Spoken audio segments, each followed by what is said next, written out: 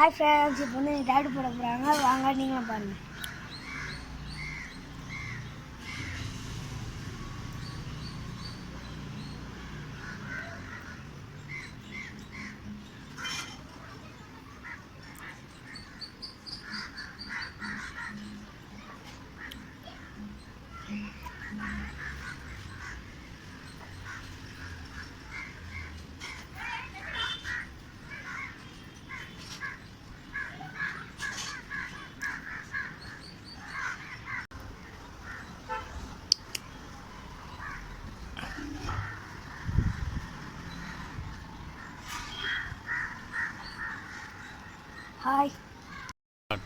Hi friends, யாரும் தயவுசெய்து தப்பாக நினச்சிக்காதீங்க, கமெண்ட்டில் திட்டாதீங்க மெயினாக.